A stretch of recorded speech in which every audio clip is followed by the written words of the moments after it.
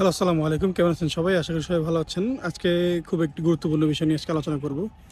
আসলে আগামীকাল থেকে শুরু হচ্ছে বাংলাদেশ ভার্সেস জিম্বাবুয়ের প্রথম টেস্ট। জিম্বাবুয়ের সাথে বাংলাদেশ ২টি টেস্ট খেলবে। এর আগে কিন্তু ২০২১ সালে বাংলাদেশ জিম্বাবুয়ের সাথে লাস্ট টেস্ট খেলে। তারপরে এবার সিলেটের মাঠে ২টি টেস্ট হবে।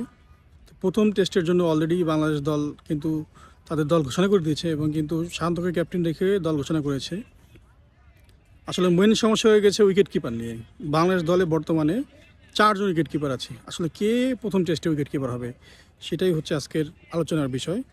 এখানে কিন্তু মুশফিকুর রহিম আছে, জাকের আলী আছে, জাকের আলী অনেক আছে এবং আছে অঙ্কুর। ৪ জনই কিন্তু ভালো এবং মুশফিকুর রহিম তিনি কিন্তু লাস্ট ১.৫ থেকে ২ বছর ধরে তিনি কিন্তু উইকেট কিপার করছে না টেস্ট ক্রিকেটে। এবং তারপরে আছে জাকির হাসান, তিনি কিন্তু ওপেনিং ব্যাটসম্যান, তো যার কারণে তিনিও কিন্তু খুব একটা উইকেট কিপার করে না।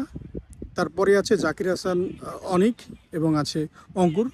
তাদের দুজনের মধ্যে আসলে কে হবে এই ম্যাচের উইকেট কিপার, আপনারা অবশ্যই কমেন্টে জানাবেন।